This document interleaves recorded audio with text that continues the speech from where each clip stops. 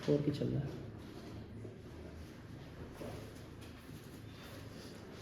चलिए स्टार्ट करते हैं आज का सेशन। आज का सेशन होने वाला है बहुत ही अच्छा। आज आपका टॉपिक चलेगा पौधा। चलिए देखते हैं आगे।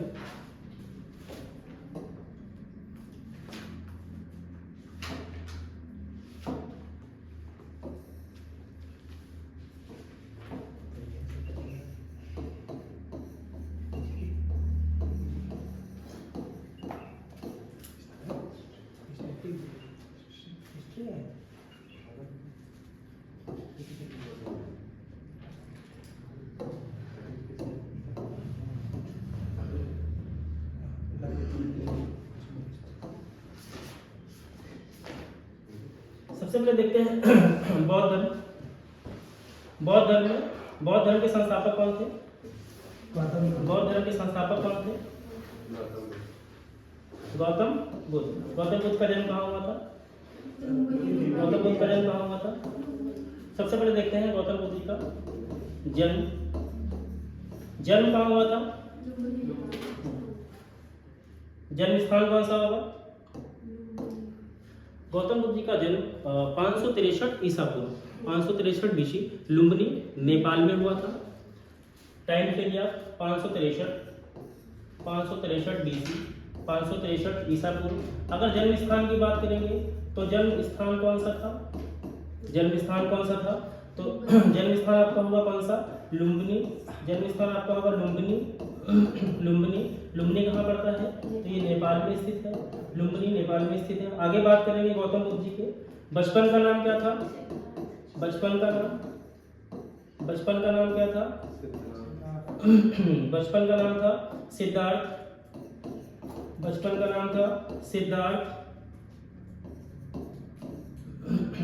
और बुद्ध जी के पिता का क्या नाम था? पिता का नाम था सुद्धोधन। और बुद्ध जी की माता का क्या नाम था? माता का नाम था महामाया। माता का नाम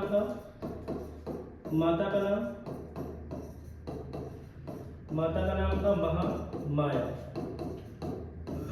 हालांकि बुद्ध जी के जन्म के 1 सप्ताह के अंदर ही इनकी माता का देहांत हो गया था। इनका जो पालन पोषण किया वो इनकी सौतेली माँ गौतमी, मौसी इनकी थी गौतमी प्रजापति ने ही इनका लालन पालन किया था। जब बुद्ध जी का जन्म हुआ तो बुद्ध जी के जन्म के बाद में इनके पिता का सुद्धोधन वो एक राजा थे। भाई लुम्बिनी में जो है उनका बड़ा सा एक महल था, वो राजा थे। तो इनके मतलब कुछ ज्योतिष आते हैं इनके जन्म के बाद, बुद्ध जी के जन्म के बाद कुछ ज्योतिष आते हैं और वो ज्योतिष भविष्यवाणी करते हैं। कालदेव और कौंडिनी 2 ज्योतिष होते हैं, वो गौतम बुद्ध के सन्यासी होने की भविष्यवाणी करते हैं। तो उन्होंने भविष्यवाणी की, उन्होंने सुद्धोधन से बताया कि ये जो बच्चा है ये आगे चल के मतलब वैराग की प्राप्ति करेगा। वैराग का मतलब कि मोह माया दुनिया भर की चीजें सब क्या होगा, ये सब वो त्याग देंगे। सुद्धोधन ने सुना कि मतलब हमारा भाई अकेला बेटा, फिर हम राजा हैं, बेटा भी हमारा राजा ही होना चाहिए। तो उनको लगा कि नहीं ये चीज़ थोड़ी सी सही नहीं है। फिर उनको थोड़ा सा टेंशन हो गई। भाई टेंशन हो जाती मतलब ऐसी भविष्यवाणी हो, फिर अच्छे मतलब जो भविष्यवाणी करने के लिए आए थे उन्होंने बहुत ही बेहतर तरीके से बताया। तो सुद्धोधन जी ने पूछा कि भाई इसका कोई तोड़ तो होगा, भाई कुछ तो ऐसा होगा जिससे कि ऐसी कंडीशन ना क्रिएट हो। तो उन्होंने कहा भाई देखिए किसी की अगर कहते हैं ना कि ग्रोथ रोकनी हो, मतलब इम्प्रूवमेंट करना हो, उसको अगर रोकना हो, किसी चीज़ को खत्म करना हो तो क्या करें कि भाई किसी की क्या करें, शादी करवा दे, विवाह करवा दे। तो मुद्दा ये हुआ कि भाई बुद्ध जी का विवाह की प्रक्रिया जो है स्टार्ट हो गई। मतलब एज इनकी 16 साल लगभग हो गई थी। हालांकि ये तो जब जन्म हुआ था भविष्यवाणी तब की गई थी, तब से लेकर के 16 साल तक यही प्रोसेस चलता रहा कि जल्दी से जल्दी क्या करें बुद्ध जी का विवाह करा दे। 16 साल की अवस्था में गौतम बुद्ध जी का विवाह हो गया यशोधरा के साथ। याद रखना यशोदा और यशोधरा दोनों में क्या है डिफरेंस है। यशोदा और यशोधरा में क्या है डिफरेंस है। देखो यशोदा जो महावीर स्वामी थे उनकी पत्नी का नाम था यशोदा और गौतम बुद्ध जी की पत्नी का नाम क्या था यशोधरा। अब गौतम बुद्ध जी का विवाह हो जाता है यशोधरा के साथ में 16 वर्ष की अवस्था में। हालांकि उनको भी सारी कंडीशन ये बताई गई थी कि ऐसी ऐसी भविष्यवाणी है, मतलब ये आगे चल के वैराग्य को प्राप्त करेंगे। अब यशोधरा भी ठीक है, वो उसी हिसाब से चीज़ों को क्या करने लगी, मैनेज करने लगी कि भाई ठीक है कंडीशन तो हमें सारी पता है। धीरे धीरे अब पता क्या कंडीशन थी कि जो सुद्धोधन थे गौतम बुद्ध जी के पिता, इन्होंने मतलब महल में ही रखा था किसको, गौतम बुद्ध को। मतलब बाहर जाने की परमिशन नहीं दे रहे थे वो, कि अगर बाहर जाएंगे चीज़ों को देखेंगे, है ना, तो फिर कहीं ना कहीं इनका मन जो है वैराग की तरफ चला जाएगा और फिर समस्या हो जाएगी। हालांकि जब विवाह हो जाता है उसके बाद में गौतम बुद्ध जी खुद जो है कहते हैं कि हमें नहीं, बाहर हमें घूमने जाना है, हमें बाहर की दुनिया देखनी है। मतलब उनको लग गया कि थोड़ा सा हम बाहर निकल के देखते हैं। तो गौतम बुद्ध जी के जो घोड़ा था, घोड़े का नाम था कंथक, हाँ घोड़े का नाम था कंथक, और जो उसको चलाने वाले था उसका, हाँ सारथी उसको बोलते हैं, सारथी का नाम था चन्ना। तो गौतम बुद्ध जी अपने सारथी चन्ना के साथ घोड़े पर रथ पर बैठ करके अपने महल से बाहर निकले। जैसे ही महल से बाहर निकले उन्होंने पहला दृश्य देखा। क्या पहला दृश्य उन्होंने क्या देखा था? पहला दृश्य उन्होंने देखा, हाँ, एक बूढ़ा व्यक्ति। अब उन्होंने, क्योंकि महल में तो सारे बूढ़े बीमार व्यक्ति जितने भी थे सारे महल से बाहर करवा दिए गए थे। वहां सब मतलब एकदम जैसे देखते नहीं हो कि पता लगे कोई मुख्यमंत्री किसी रोड से गुजरने वाला है। अब वहां पर क्या होगा पता है? वहां पर नाली और रोड, मतलब जो भी चीजें रहेंगी एकदम बेहतरीन तरीके से चूना वूना डाल के, मतलब बहुत बेहतरीन एकदम सजा देंगे कि नहीं मुख्यमंत्री यहाँ से गुजर रहे हैं। अरे एक दिन बगैर बताए निकल कर देखो कंडीशन क्या होती है। ठीक है, तो वैसे ही कुछ कंडीशन थी वहां पर कि महल से सभी लोगों को बाहर कर दिया गया था। बुद्ध जी बाहर जब घूमने के लिए निकले, उन्होंने पहला दृश्य देखा क्या? एक बूढ़ा व्यक्ति। उन्होंने अपने सारथी चन्ना से पूछा कि व्हाट इज दिस, ये क्या है? अब सारथी उनका चन्ना, भाई चन्ना तो चन्ना ठहरा। उसने कहा कि महाराज ये एक बूढ़ा व्यक्ति है, मतलब इसकी मतलब इसका लास्ट फेज चला, लास्ट अंतिम समय चल रहा, एक बूढ़ा व्यक्ति है। तो बुद्ध जी ने कहा भाई ठीक है, कोई दिक्कत वाली बात नहीं है। तो क्या हमारा भी यही हाल होने वाला है? हमारी कंडीशन कुछ ऐसी होने वाली है? अब चन्ना बोल रहा है कि हाँ महाराज, हमारा भी यही हाल होगा, आपका भी यही हाल होगा और आपकी वाली का भी यही हाल होगा। आप टेंशन में आ गए गौतम बुद्ध। उस दृश्य को देखे उनको लगा कि नहीं, दिक्कत तो है कहीं ना कहीं, हमें इतने दिन जो है महल में रखा गया, चीज़ों को नहीं पता चला। फिर थोड़ा सा आगे बढ़ते हैं। फिर उन्होंने एक दृश्य देखा, एक बीमार व्यक्ति था, मतलब बहुत ज़्यादा बीमार था, दर्द से कराह रहा था, मतलब उन्होंने वो दृश्य जब देखा गौतम बुद्ध ने, फिर उन्होंने पूछा अपने सारथी चन्ना से कि ये क्या है? अच्छा, जो उनका सारथी चन्ना था कह रहा महाराज this is a old man, ये एक बूढ़ा व्यक्ति है। अब फिर उनके मन में एक विचार आता है, गौतम बुद्ध जी के मन में फिर विचार आता है कि उन्होंने पूछा अपने सारथी चन्ना से कि मतलब बूढ़ा व्यक्ति, सॉरी ये बीमार व्यक्ति है, क्या हमारा सबका भी ऐसे ही कुछ होना? तो सारथी जो चन्ना था उसने कहा हाँ महाराज, ये कंडीशन हमारी भी हो सकती है और ये कंडीशन आपकी हो सकती है। उसके बाद फिर थोड़ा सा आगे बढ़ते हैं तो उन्हें एक शव दिखा। बुद्ध जी को एक शव यात्रा जा रही थी, 4 लोग अर्थी को लेकर के जा रहे थे। तो बुद्ध जी ने फिर अपने सारथी चन्ना से पूछा कि चन्ना ये क्या है? तो उसने बताया महाराज ये एक व्यक्ति है जिसका देहांत हो गया है, जो मर चुका है। ठीक है, तो फिर बुद्ध जी ने फिर पूछा चन्ना से, अपने सारथी चन्ना से। चन्ना ने फिर बताया कि महाराज आपको भी निपटना है और हमको भी निपटना ही है। आप टेंशन में एकदम भरपूर। गौतम बुद्ध सोचे अरे ये मतलब सब पूरा इतना सब हम देख रहे हैं, आखिर ये चल क्या रहा है? मतलब ये तो हमने कभी अपनी लाइफ में देखा ही नहीं, ये तो हमने कभी देखा ही नहीं। फिर थोड़ा सा आगे बढ़ते हैं। फिर बुद्ध जी को दिखते हैं सन्यासी, जो योग साधना में एकदम व्यस्त थे, भगवान का ध्यान कर रहे थे बेहतरीन तरीके से।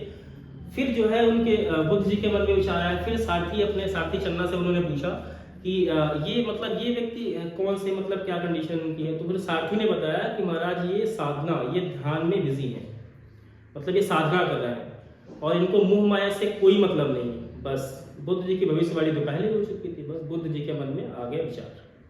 उन्होंने कहा ठीक है, ये जीवन, इन जो 4 दृश्य देखिए, ये 4 दृश्य वास्तव में जिंदगी की सच्चाई है, वास्तविकता यही है। ठीक है, तो उन्होंने कहा सबसे अच्छा जीवन है सन्यासी का। मोह माया सब चीजों को क्या करो, त्याग दो, और सन्यासी जीवन सबसे अच्छा माना जाता है। उसके बाद फिर बुद्ध जी वापस आए और बस जैसे ही उन्होंने यशोधरा से कहा आज मैंने मतलब अपनी कंडीशन बताई, तो यशोधरा समझ गई कि जिस बात का डर था वही हो गया। मतलब उन्होंने भाई भविष्यवाणी तो पहले हो चुकी थी, उनको लग रहा था कि ये वैराग्य के लिए कहीं ये सब कुछ छोड़ छाड़ के इधर जो है यशोधरा को जो है मतलब यशोधरा जो है गर्भ से थी, तो संतान जो है मतलब उनका पुत्र भी हुआ था। पुत्र का नाम था राहुल, हाँ पुत्र का नाम था राहुल। तो इधर यशोधरा ने राहुल को जन्म दिया। उसके बाद में फिर 29 वर्ष की अवस्था में गौतम बुद्ध जी ने क्या किया, घर त्याग दिया, जिसे कहा गया महाविनिष्क्रमण। हालांकि बुद्ध जी ने जो है मतलब गौतम बुद्ध जी के जो पहले गुरु थे उनका नाम था अलार कलाम, जिनसे उन्होंने सांख्य दर्शन की शिक्षा दी, और उनके जो दूसरे गुरु थे उनका नाम था रुद्रक्राम पुत्र, जिनसे उन्होंने योग और ध्यान की शिक्षा दी। चलिए स्टार्ट करते हैं आगे। माता का नाम हो गया महामाया। पालने वाली माता का नाम क्या था? पालने वाली माता का नाम क्या था? पालने वाली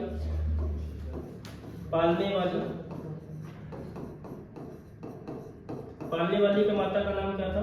गौतमी प्रजापति गौतमी। पालने वाली माता का नाम था। आगे देखते हैं नेक्स्ट। पत्नी का क्या नाम था? हाँ, पत्नी का नाम क्या था? पत्नी का नाम क्या था? पत्नी का नाम था यशोधरा। पत्नी का नाम था यशोधरा। पत्नी का नाम था यशोधरा। पुत्र का क्या नाम था? पुत्र का नाम क्या था? पुत्र का नाम था राहुल। पुत्र का नाम था राहुल। घोड़े का क्या नाम था? हाँ, घोड़े का नाम क्या था? घोड़े का नाम था कंथक। घोड़े का नाम था कंथक। और सारथी का क्या नाम था? सारथी का नाम था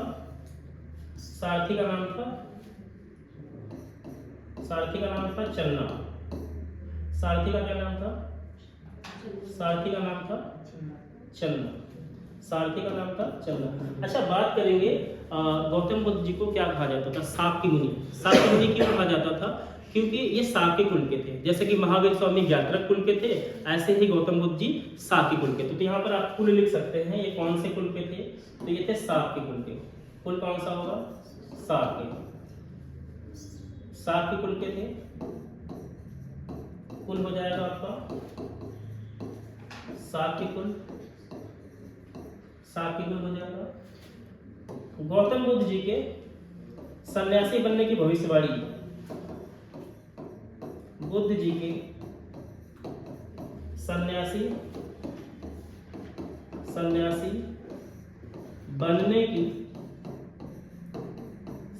बनने की भविष्यवाणी। सन्यासी बनने की भविष्यवाणी किसने की थी? हाँ, कालदेव और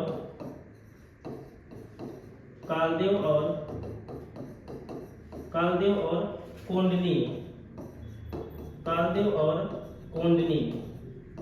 कालदेव और कोंडनी ने गौतम बुद्ध के सन्यासी होने की भविष्यवाणी की थी, कालदेव और कोंडनी ने। नेक्स्ट आगे देखते हैं।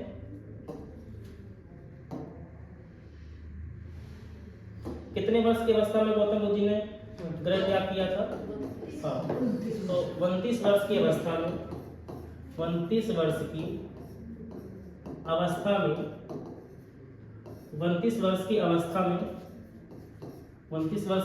में गौतम बुद्ध ने 29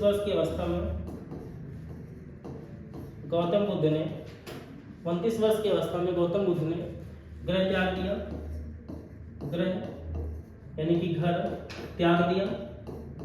घर त्याग दिया। इसे क्या कहा गया? इसे कहा गया महाविनिष्क्रमण।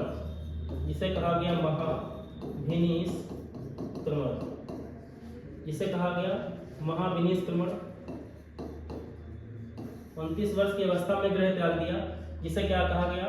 महाविनिष्क्रमण कहा गया।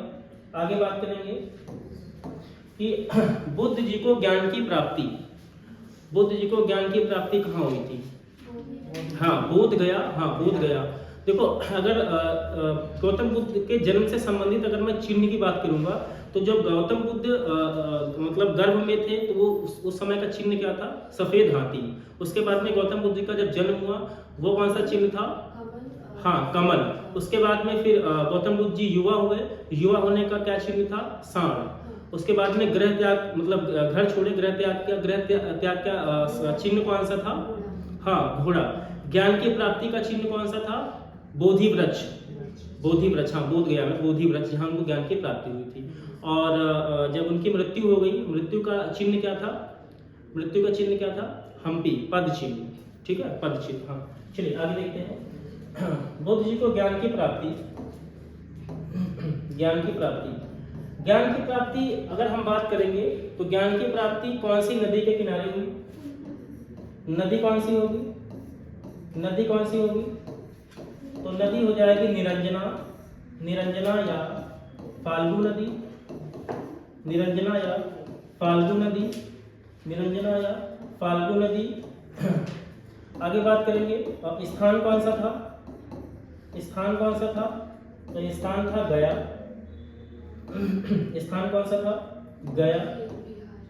हाँ, बोध गया, बोध गया मतलब कोई दिक्कत नहीं, बोध गया, बोध गया। बोध गया कहाँ पड़ता है? हाँ, बोध गया आपका स्थित कहाँ पर है? बोध गया बिहार में स्थित है। आगे बात करेंगे, बुद्ध जी को निरंजना फाल्गु नदी के किनारे ज्ञान की प्राप्ति हुई और स्थान कौन सा था? बोध गया। ठीक है, स्थान कौन सा था? बोध गया। वृक्ष कौन सा था? कौन से वृक्ष के नीचे ज्ञान की प्राप्ति हुई थी? वृक्ष कौन सा था? हाँ, वृक्ष कौन सा था? तो वृक्ष था पीपल का।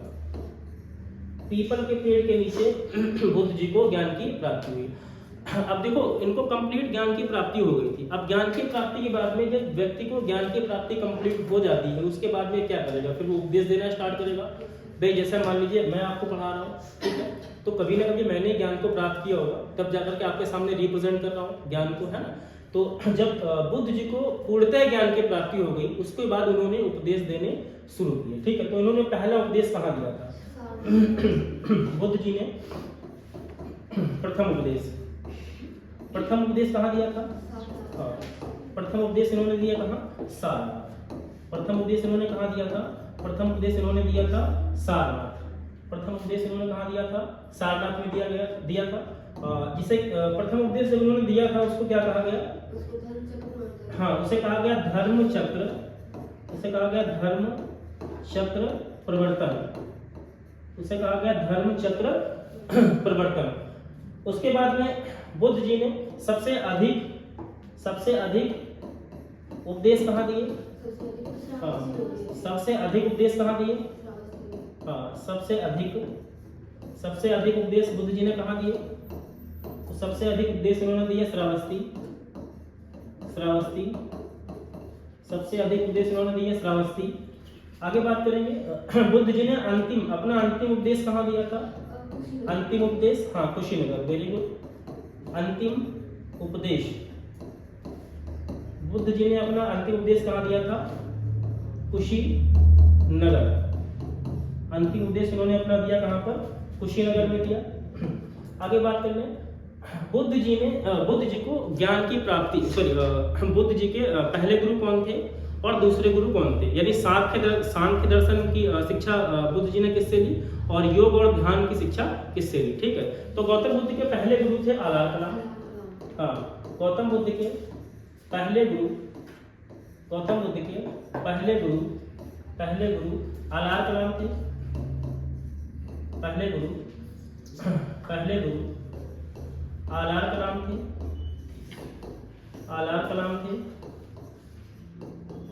आलार कलाम थे। आलार कलाम से इन्होंने सांख्य दर्शन सीखा, सांख्य दर्शन की शिक्षा ली। सांख्य दर्शन, आलार कलाम से उन्होंने सांख्य दर्शन की शिक्षा ली। और इनके जो दूसरे गुरु थे, हाँ, इनके दूसरे गुरु कौन थे इनके? तो दूसरे गुरु थे रुद्रक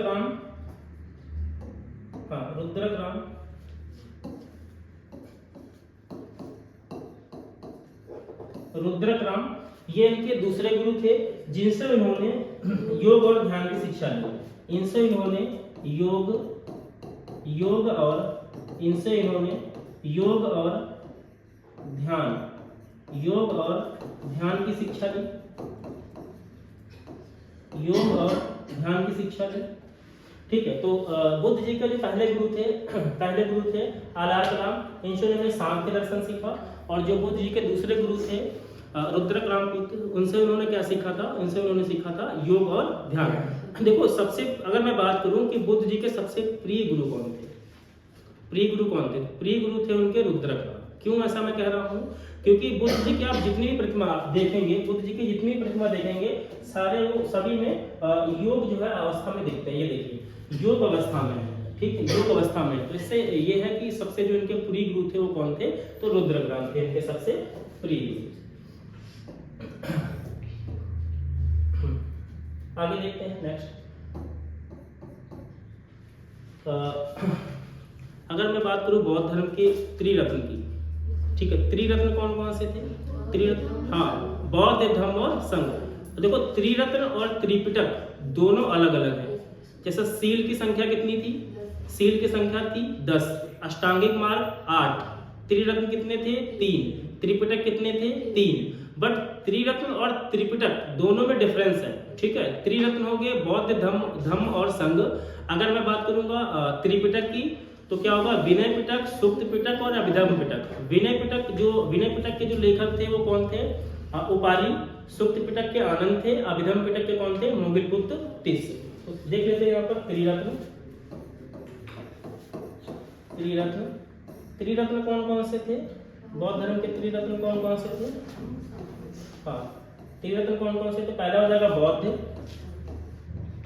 बौद्ध हो जाएगा, दूसरा हो जाएगा धम्म, और तीसरा हो जाएगा संघ।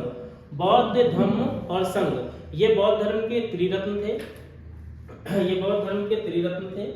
आगे देखते हैं बौद्ध धर्म के त्रिपिटक कौन कौन से थे? त्रिपिटक कौन कौन से थे? तो पहला हो जाएगा आपका कौन सा? हाँ, पहला हो जाएगा विनय पिटक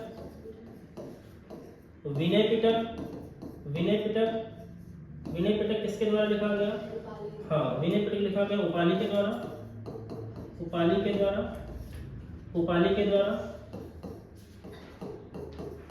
के द्वारा। आगे बात करेंगे सुक्त पिटक। अगला कौन सा होगा? सुक्त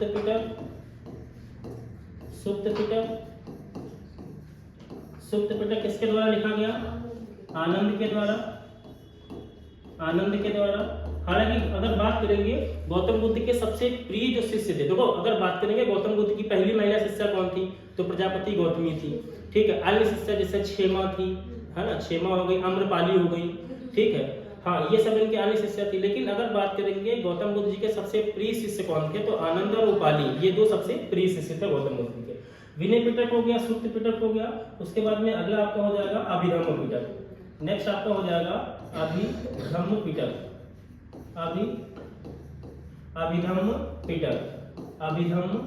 अभिधम्म पिटक के लेखक कौन है? तो ये हो जाएंगे मोगली पुत्र तीस।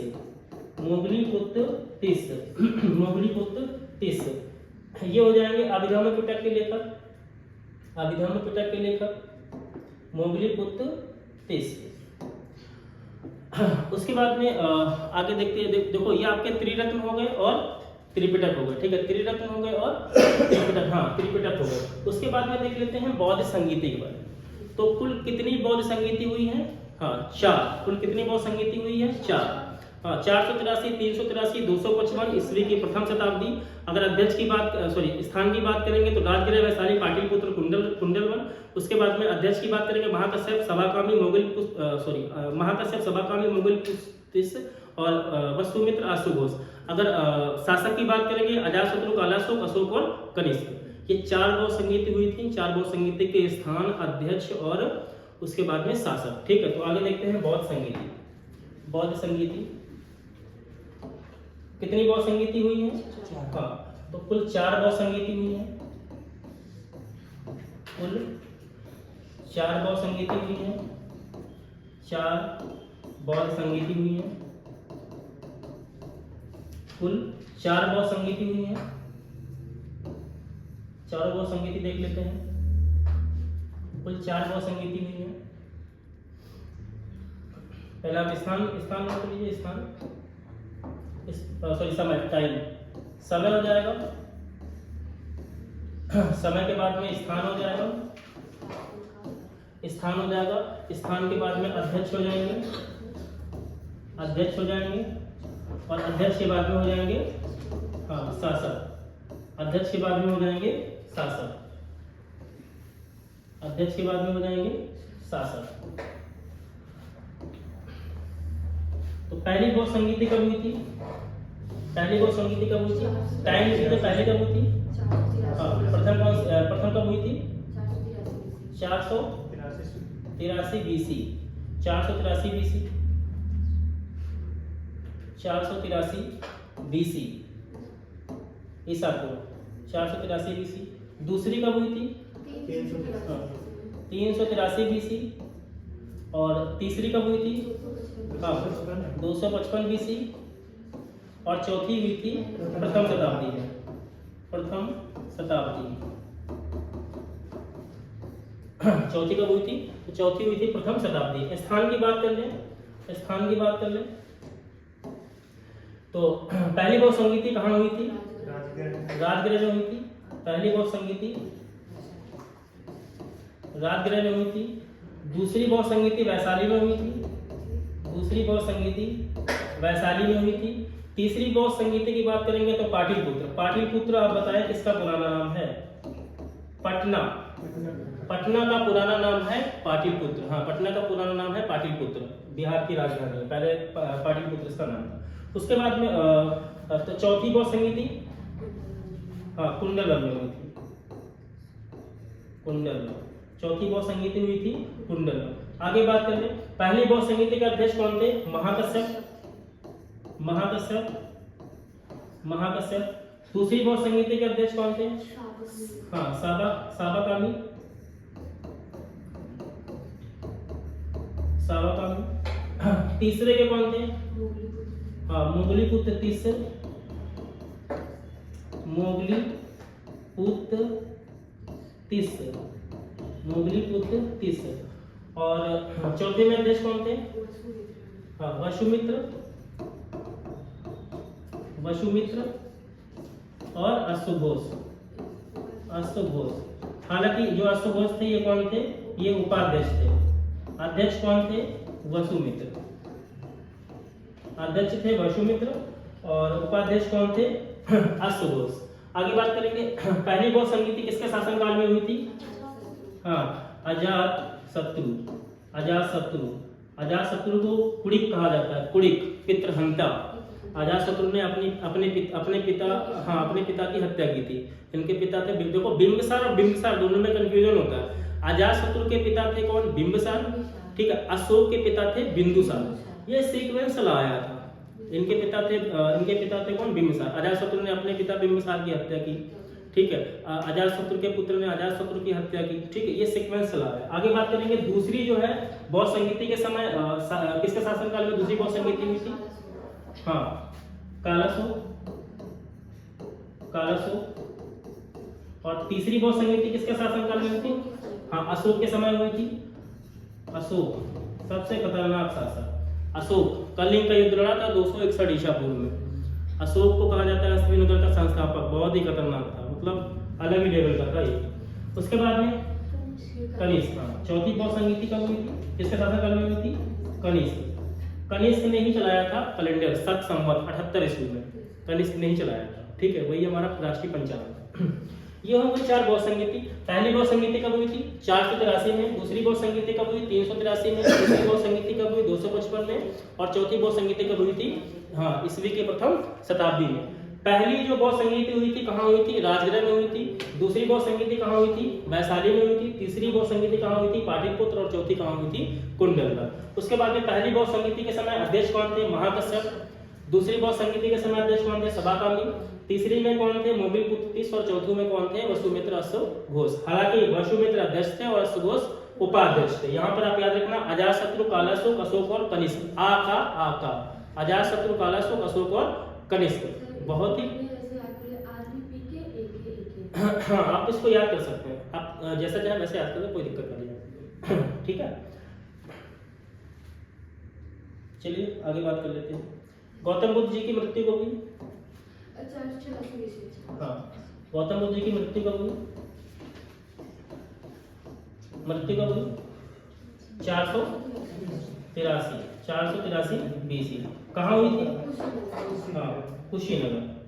गौतम बुद्ध जी की मृत्यु 483 में कहाँ हुई थी? कुशीनगर में हुई थी। कुशीनगर में हुई थी, कुशीनगर। आगे बात कर लें, त्रिपिटक मैंने आपको बता ही दिए हैं। सील कितनी है? सीलों की संख्या, सीलों की संख्या, सीलों की संख्या कितनी है?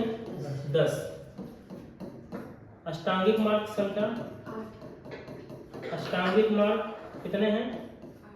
8। त्रिपिटक कितने हैं? 3। हाँ, त्रिपिटक होंगे आपके, त्रिपिटक आपके हो जाएंगे कितने? 3। त्रिरत्न कितने हो जाएंगे? वो तो नाम से ही पता चल रहा होगा। त्रिरत्न कितने होंगे? हाँ, 3। त्रिरत्न कितने होंगे? 3। त्रिपिटक कितने होंगे? 3। ठीक है।